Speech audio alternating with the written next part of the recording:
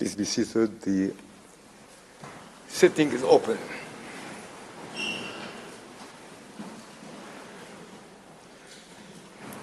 The court meets today to deliver its its decision on the request for the modification of the order of March 28, 2024, regarding provisional measures submitted by South Africa on May 10, 2024, in the case concerning application of the Convention on the Prevention and Punishment of the Crime of Genocide in the Gaza Strip, South Africa versus Israel.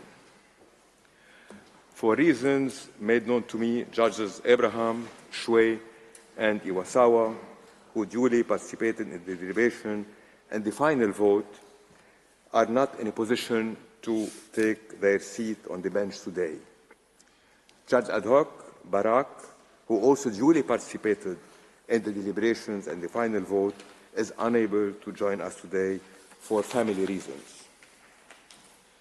I recall that on December 29, 2023, South Africa filed in the registry of the court an application instituting proceedings against Israel concerning alleged violations in the Gaza Strip of obligations under the Convention on the Prevention and Punishment of the Crime of Genocide, to which I shall refer as the Genocide Convention.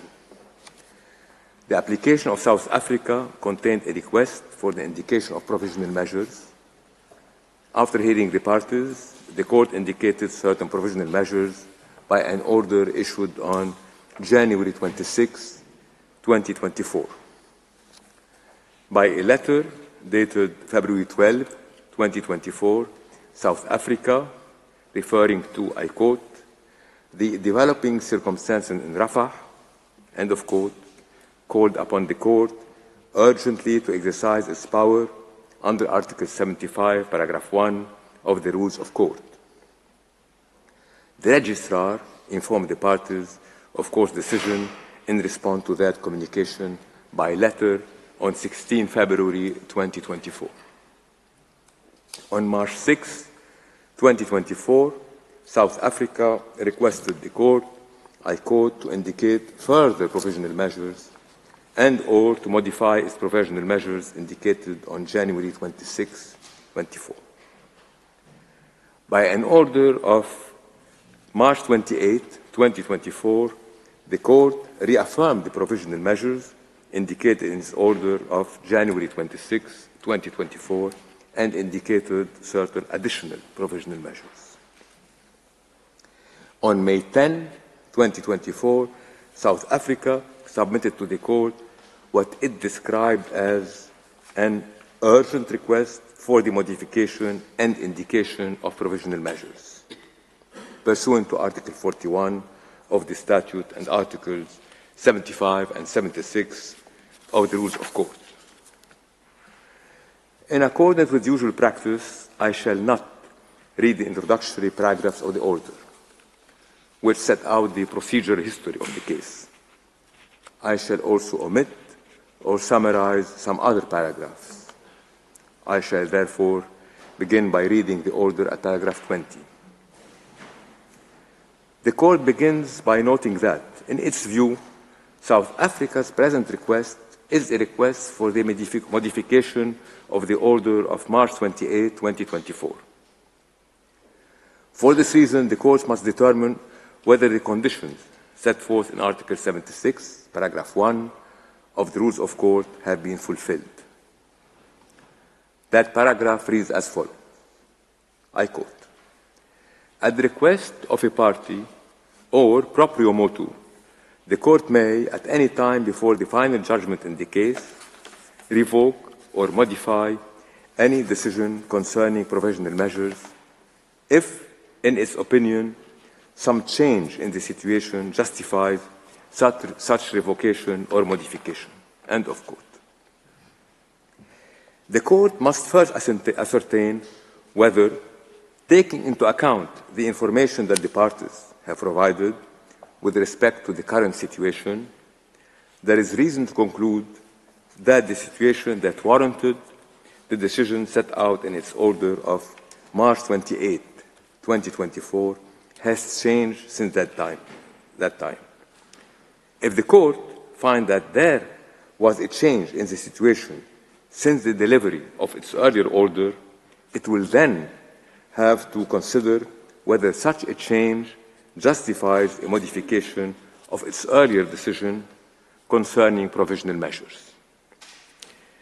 Any such modification would be appropriate only if the general conditions laid down in Article 41 of the Statute of the Court were also met in this instance. The Court thus begins by determining whether there has been a change in the situation that warranted the decision set out in its order of March 28, 2024. The Court recalls that in its order of January 26, 2024, it noted that the military operation conducted by Israel following the attack of October 7, 2023, had resulted in, I quote, a large number of deaths and injuries, as well as the massive destruction of homes, the forcible displacement of the vast majority of the population, and extensive damage to civilian infrastructure. End of quote.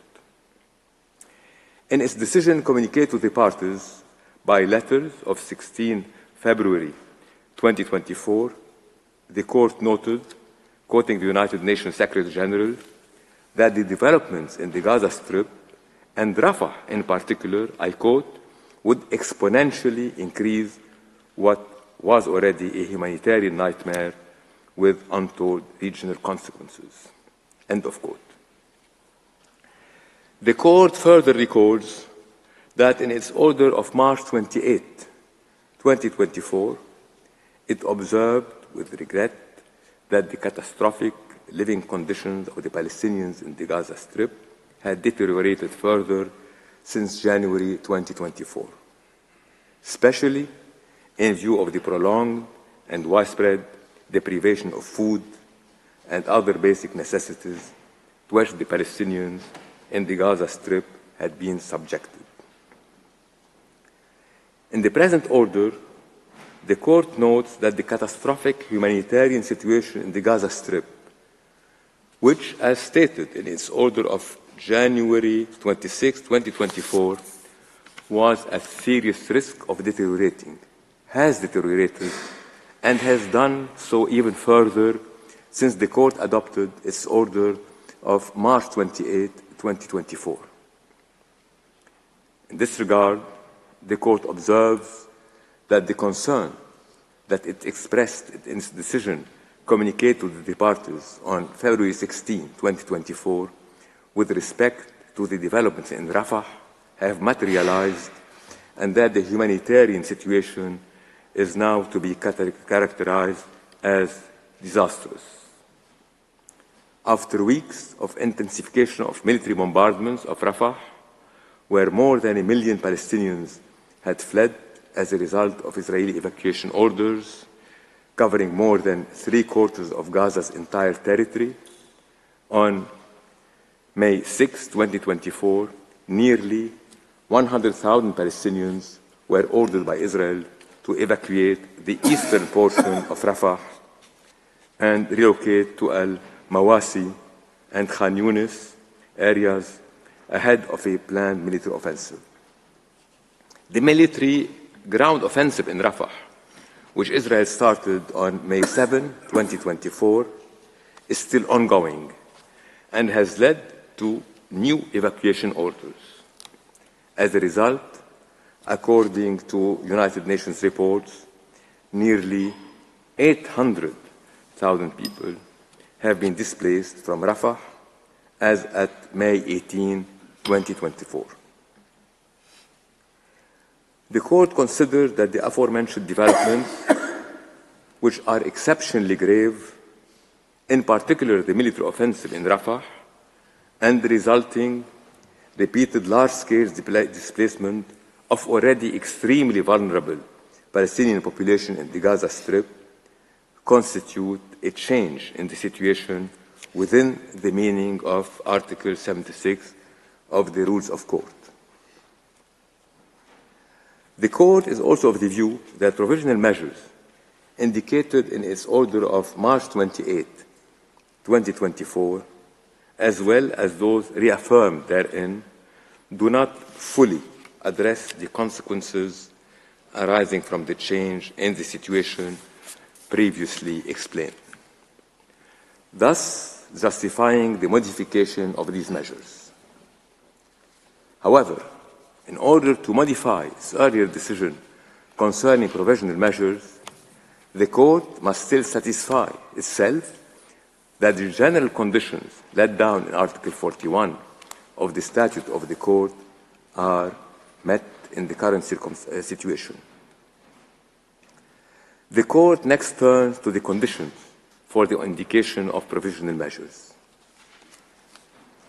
It recalls that in its orders of January 26, 2024 and March 28, 2024, it concluded that, prima facie, it had jurisdiction pursuant to Article 9 of the Genocide Convention to entertain the case. The Court sees no reason to revisit that conclusion for the purposes of deciding on the present request.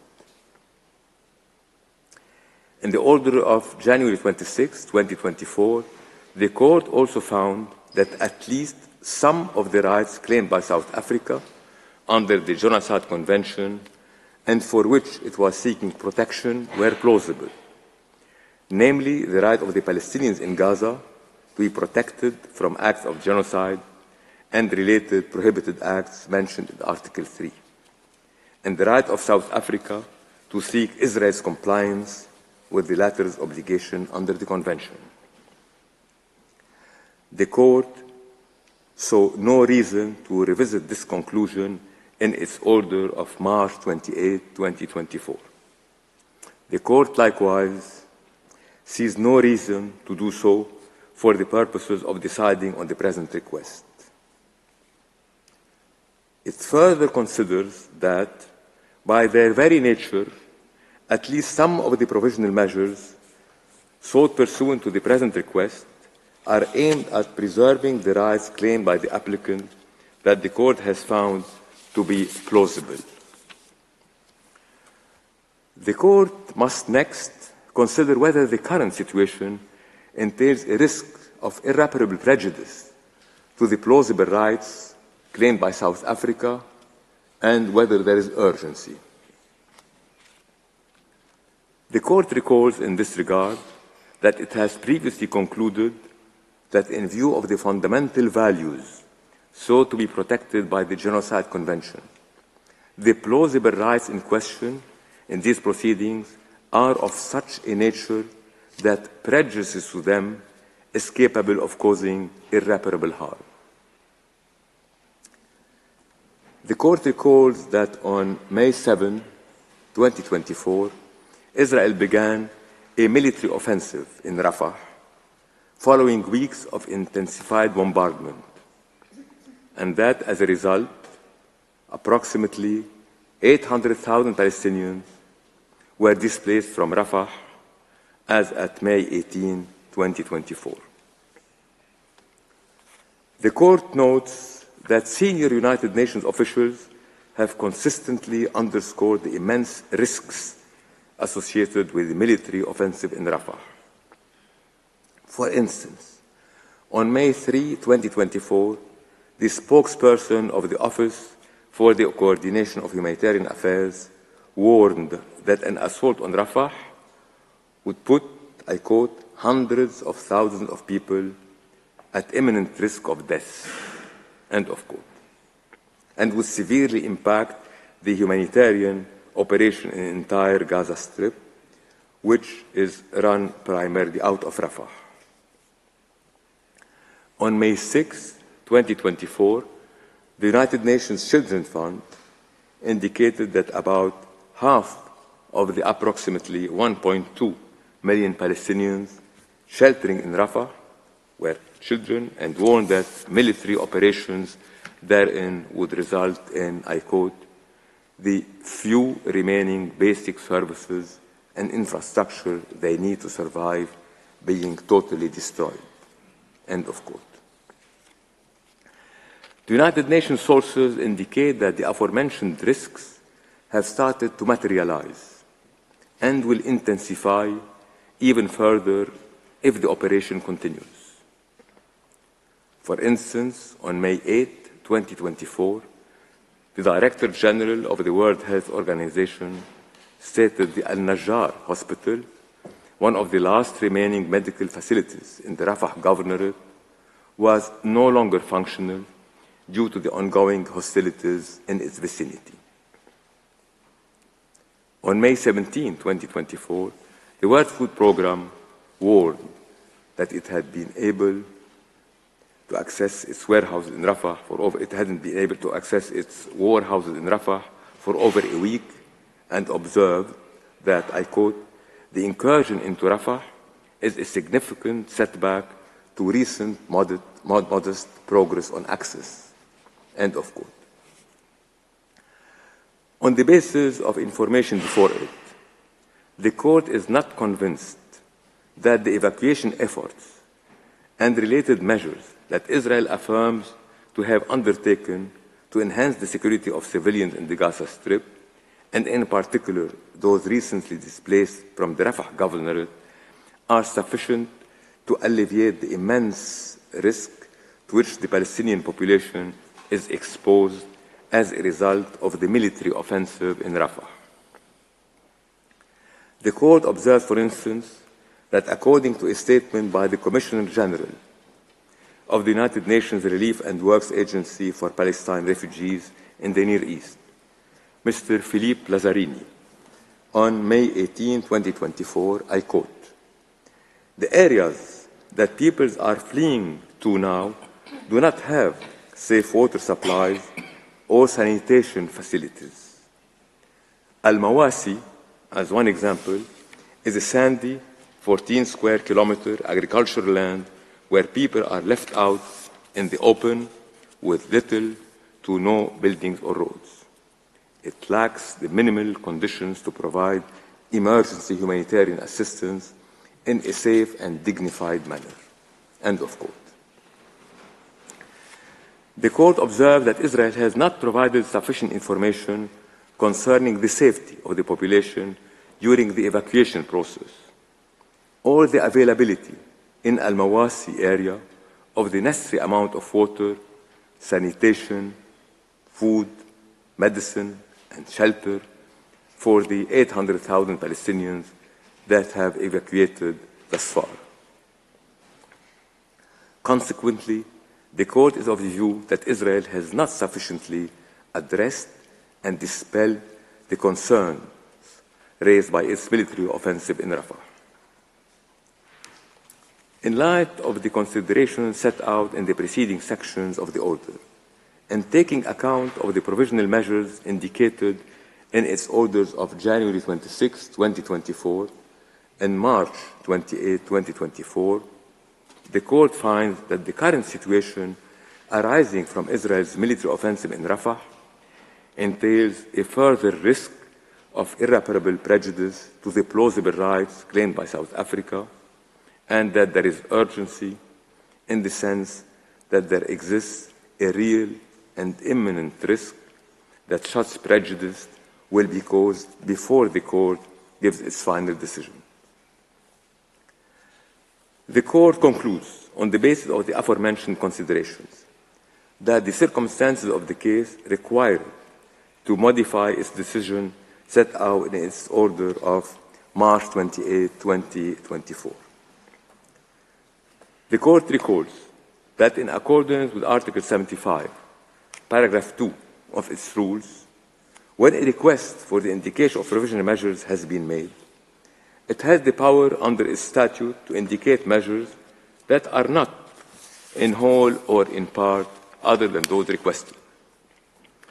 In the present case, having considered the terms of the provisional measures requested by South Africa and the circumstances of the case, the court found that the measures to be indicated need not be identical to those requested.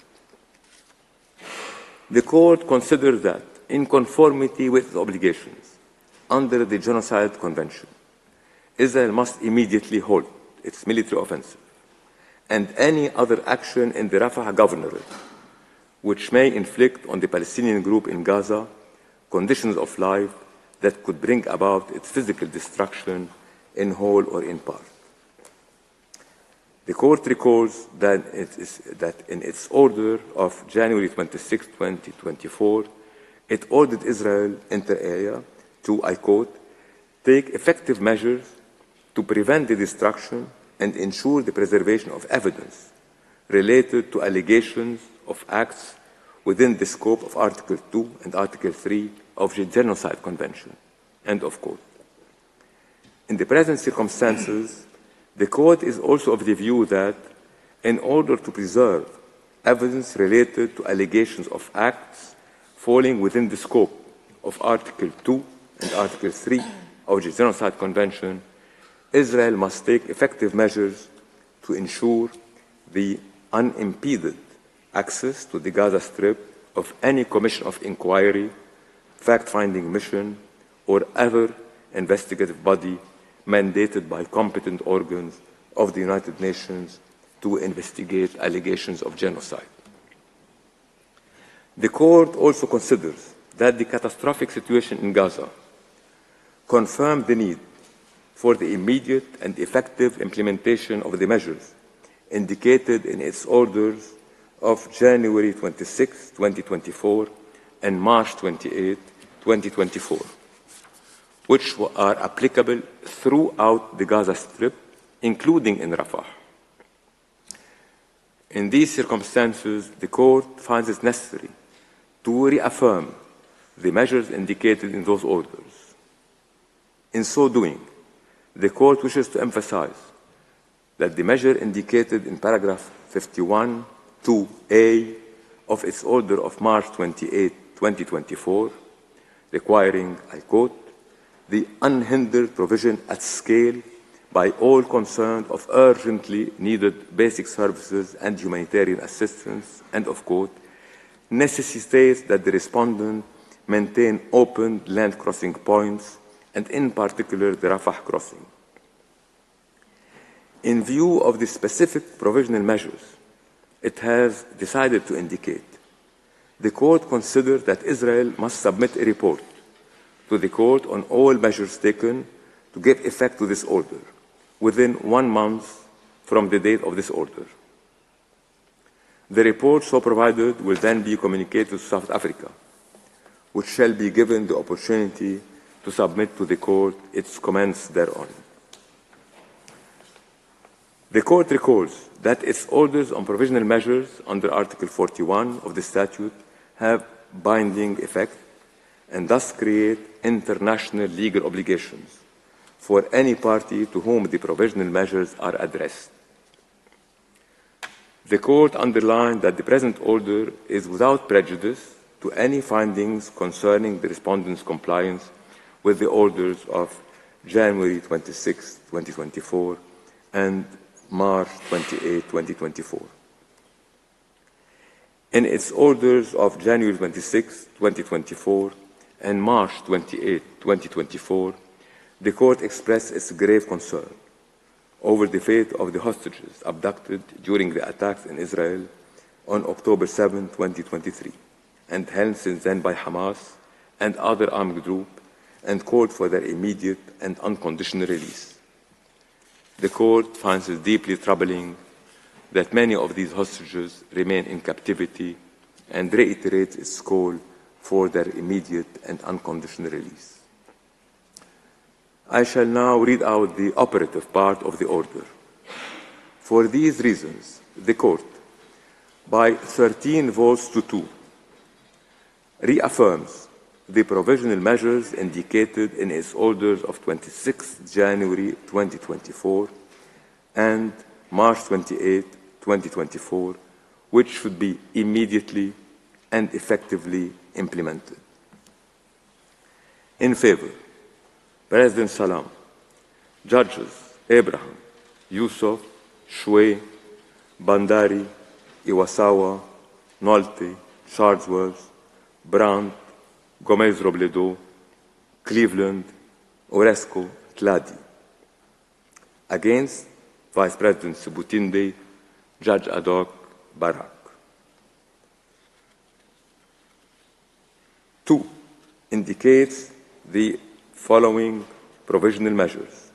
The State of Israel shall, in conformity with its obligations under the Convention on the Prevention and Punishment of the Crime of Genocide, and in view of the worsening conditions of life faced by civilians in the Rafah Governorate, A, by 13 votes to 2, immediately halt its military offensive and any other action in the Rafah Governorate which may inflict on the Palestinian group in Gaza conditions of life that would bring about its physical destruction in whole or in part. In favor, President Salam, Judges Abraham, Yusuf, Shwe, Bandari, Iwasawa, Nolte, Charlesworth, Brandt, Gomez Robledo, Cleveland, Oresco, Tladi. Against Vice President Sebutinde, Judge ad hoc Barak. By 13 votes to 2, maintain open the Rafah crossing for unhindered provision at scale of urgently needed basic services and humanitarian assistance. In favor, President Salam, Judges Abraham, Yusuf, Shwe, Bandari, Iwasawa, Nolte, Charlesworth, Brandt, Gomez Robledo, Cleveland, Oresco, Tladi. Against Vice President Sebutinde, Judge ad hoc Barak. C, by 13 votes to 2, take effective measures to ensure the unimpeded access to the Gaza Strip of any commission of inquiry, fact-finding mission, or other investigative body mandated by competent organs of the United Nations to investigate allegations of genocide. In favor, President Salam, Judges Abraham, Yusuf, Shwe, Bandari, Iwasawa, Nolte, Charlesworth, Brandt, Gomez Robledo, Cleveland, Oresco, Tladi. Against Vice President Sebutinde, Judge ad hoc Barak. 3. By 13 votes to 2, decides that the State of Israel shall submit a report to the Court on all measures taken to give effect to this order within 1 month as from the date of this order. In favor, President Salam, Judges Abraham, Yusuf, Shwe, Bandari, Iwasawa, Nolte, Charlesworth, Brandt, Gomez Robledo, Cleveland, Oresco, Tladi. Against Vice President Sebutinde, Judge ad hoc Barak. I shall now call on the Registrar to read the operative part of the order in French. Par ces motifs, la Cour, 1, par 13 voix contre 2, réaffirme les mesures conservatoires indiquées dans ses ordonnances des 26 janvier et 28 mars 2024 qui doivent être immédiatement et effectivement mises en œuvre. Pour M. Salam Président, M. Abraham Youssouf, Mme Shwe, M. Bandari Iwasawa Nolte, Mme Charlesworth, M. Brandt Gomez Robledo, Mme Cleveland, M. Orescu Tladi, juge. Contre, Mme Sebutinde, vice-présidente, M. Barak, juge ad hoc. 2. Indique les mesures conservatoires suivantes. L'État d'Israël doit, conformément aux obligations lui incombant au titre de la Convention pour la prévention et la répression du crime de génocide, et au vu de la dégradation des conditions d'existence auxquelles sont soumis les civils dans le gouvernorat de Rafah, a, par 13 voix contre